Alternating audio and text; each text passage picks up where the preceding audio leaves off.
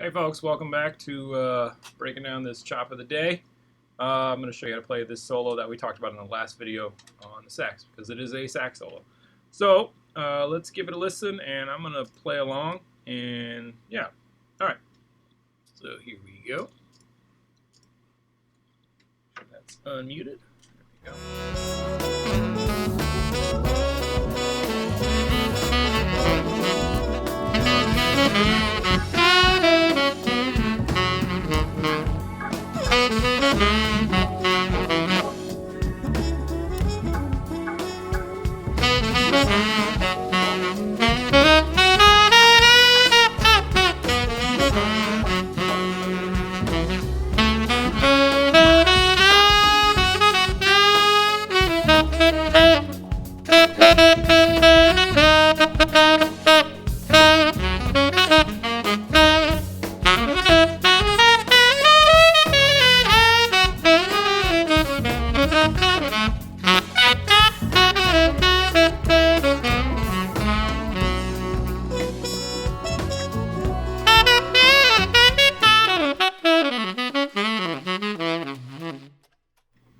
Alright, so let's start at the top of this solo. I talked about in the last video how every time you see one of these little bend marks here, it means you got to do a scoop on it. So if you haven't learned how to play scoops yet, this is a good time to start. So the easiest way to do that is just hit the note, drop your jaw, and then lift it back up. So let me press stop over here. And switch it back. Okay. Alright, so as an example of that,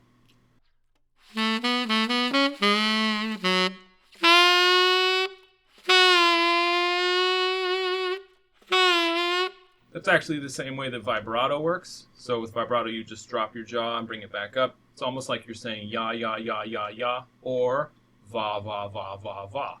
So give it a listen.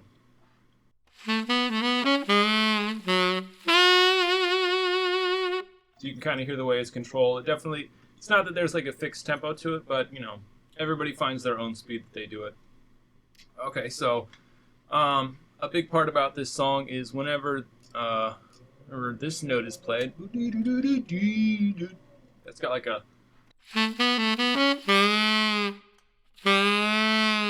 and the way I'm doing that is I kind of finger B flat, and then I bend it down on the note, and then I also very slowly lift my fingers to kind of facilitate the bend, as well as doing it with the embouchure.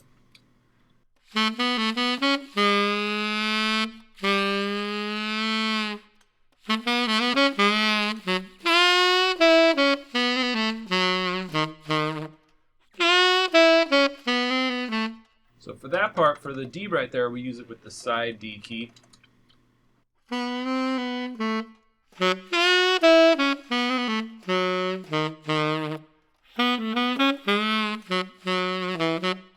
Okay, moving on to the next phrase. This is where I was talking about in the last video with the ghost notes, so.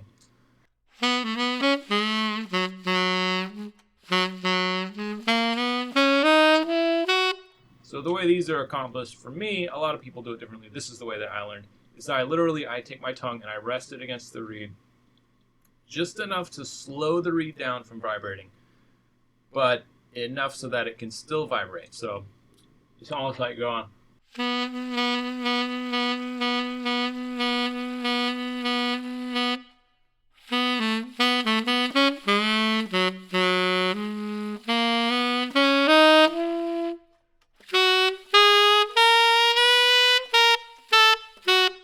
Okay, so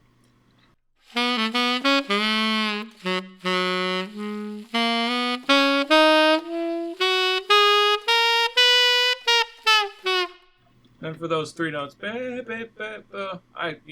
don't know if he does this or not, but I like to add a little bam, bam, bam. That's just a quick drop of the jaw on those notes.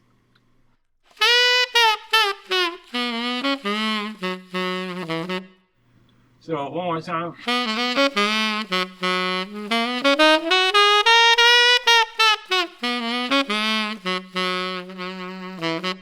Add a little bit of vibrato on that G sharp right there.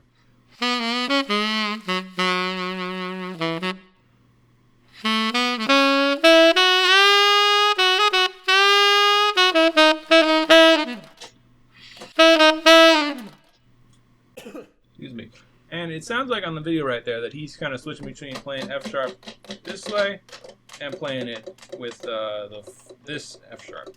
There's two ways you can play it on the horn. It sounds to me like he's going.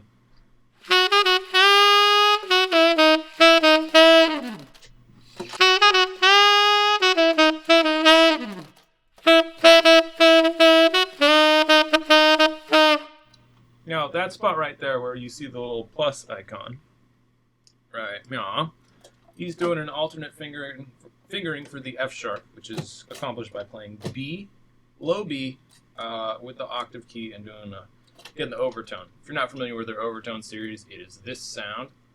Let me see.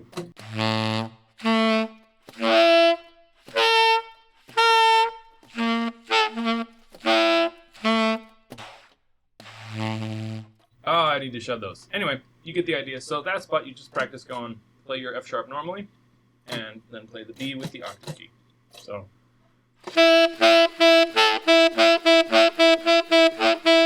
And you may have heard that used a lot in a lot of classic recordings of some of the tenor greats, like the guys that play with Basie and whatnot. They do that sound a lot. It's an awesome usage of it right here. It's a real funky sound. All right. So let me play that phrase starting at right at 56. Good.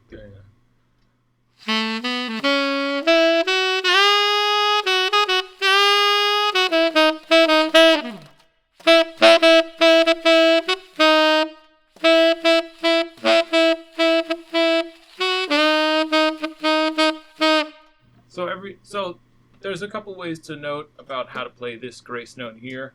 Some people do it with their jaw. I like to do it both the jaw and the fingering. So I'm going to go.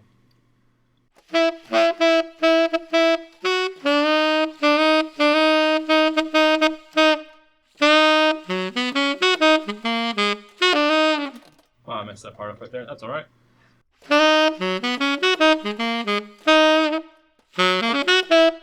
Okay, so that's when it really depends on where you are on the horn. Like if I'm on the shorter part of the horn, meaning I'm playing kind of in notes that are only played with the left hand, I will typically only bend with just the jaw. If I'm on parts that are on the lower part of the horn, it's harder to bend further down, so I will add in a grace note with the note a half step below the note I'm trying to bend, as in.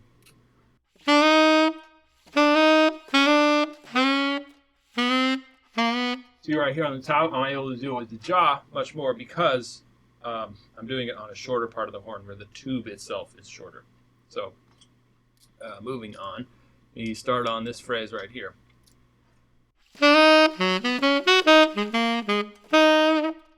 Okay, that phrase is pretty easy.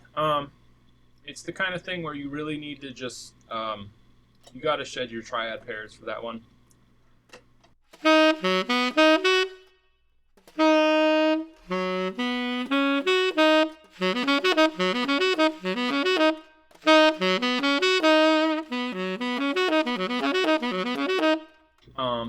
Okay, and then also for this scale, for this solo, it helps to really know your your Mixolydian scale.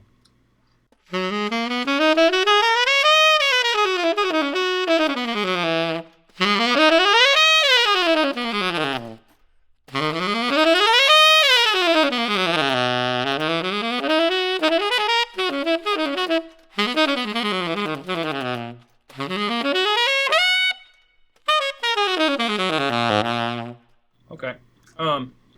So you'll notice that I talked about in the previous video that there's a lot of stuff where he's doing blues scale based on F sharp, blues scale based on the fifth of the key, which is C sharp blues scale.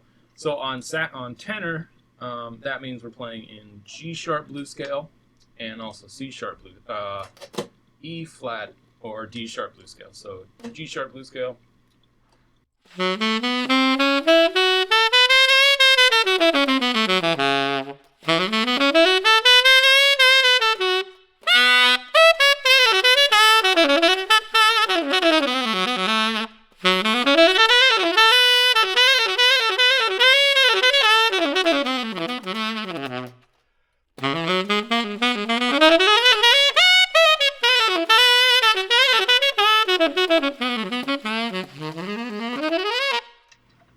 So it's really important to make sure that you know those scales very easily in all 12 keys. And this solo is a great way to get into how to play them in unfamiliar keys. So for the E flat one,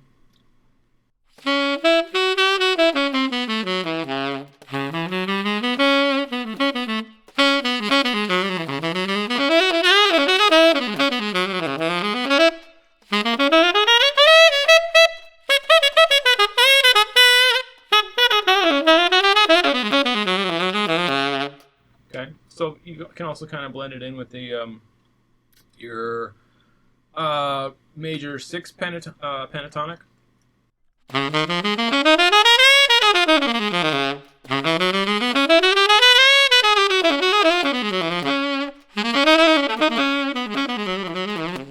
So that's a great way to get your blues scale stuff going on. Okay, so moving on, let me play that phrase one more time.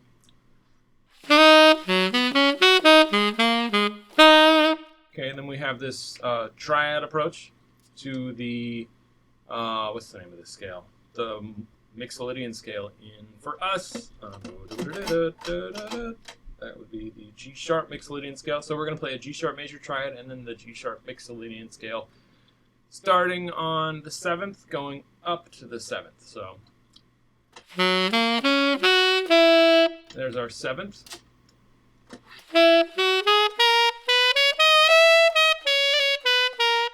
Now, one thing to note is that he's able to play grace notes 1/2 step above every note on the horn, which makes it very easy right here to do this little turn, or if you have a classical background, the mordent. I believe that's the right term for it. So that would be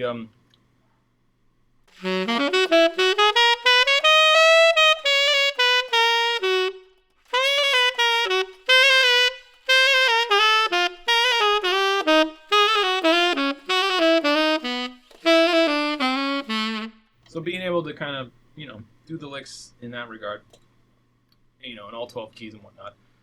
That's a very awesome skill to develop and have, because it just helps you to be more expressive and fluent in all the keys that are available. Let's see, what happens next? Oh, there's this altissimo F sharp. So, to me, it doesn't sound like he's playing it with if he's playing on a horn that has a high F sharp. It doesn't sound to me like he's playing it that way. That would sound like this.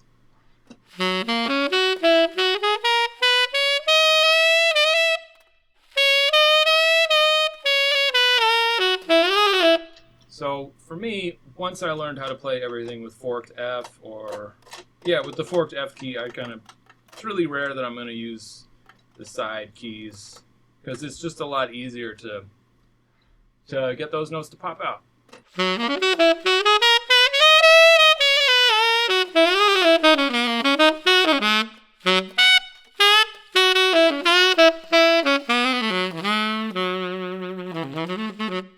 Okay, so if you don't know your altissimo fingerings yet, you really got to get your overtone stuff happening. Make sure it's really easy to pop those upper notes out.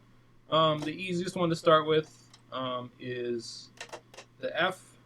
So that's just literally you playing the A, play your regular A, but play this forked key instead. I don't know if you guys can see that. This key right now. Okay. So that's just, just play.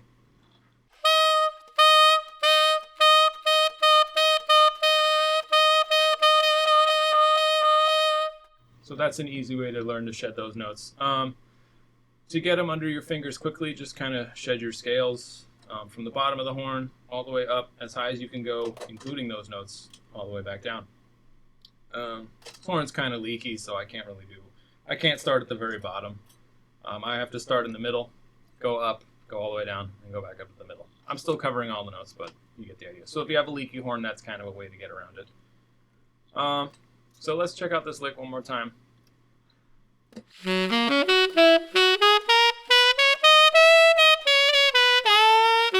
Chromatic scale.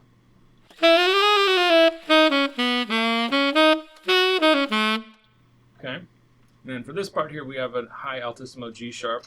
There's a couple different ways that guys can play this on the horn.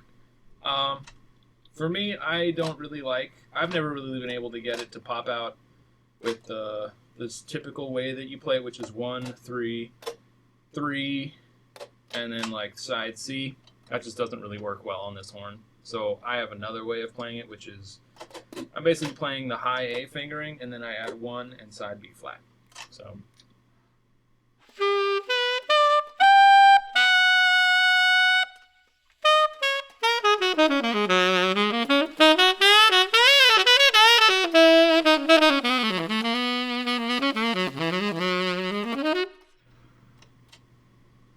So, to play it from the start of that lick with the triplet. Okay,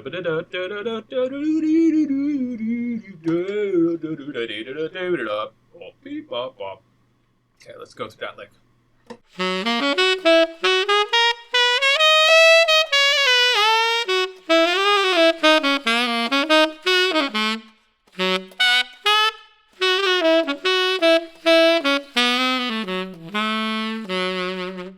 Okay, so I'm sure that some of those notes I'm sure I'm adding a couple notes because that's just the way I like to play them. He might be inserting a couple notes, or he might just be purely ghosting, leaving them out on that last little phrase, that's starting right here.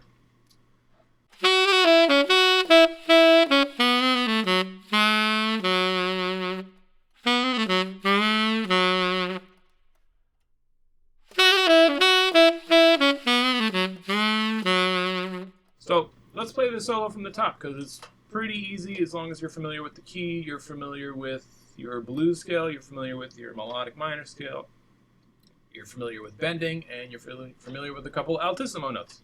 So 1, 2, 3,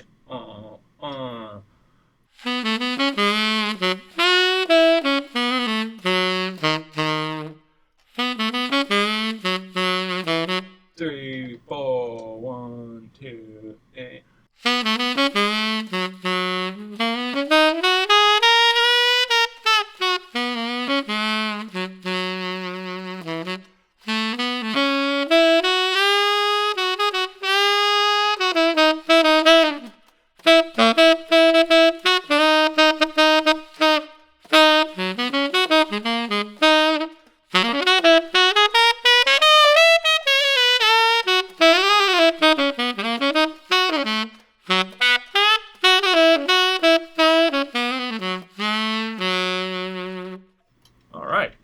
Play it one more time with the record because it's fun.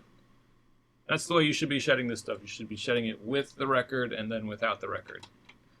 There's a lot of people who say you should learn it by ear. A lot of people who don't learn it by ear, they just straight read it out of a book. You don't get any of the swagger or the feel if you do that. You have to listen to the record. That's the only way you're going to get the feel. You're going to get all the inflections. You're going to get the way the original artist laid back on the notes or played ahead of the beat, that kind of thing. Like, if I were to play this exactly as it's written, hard, quantized, no swagger whatsoever, it's not going to feel very good to listen to. You're not going to get a good vibe from it. You're just going to be like, that sounds all stiff and gross and boring and square, which is not what we want. This song has a lot of, Yes, I Did Do the Horns on Amazing by Ricky Dillard, to answer Tyrese. All right, let's play this one more time.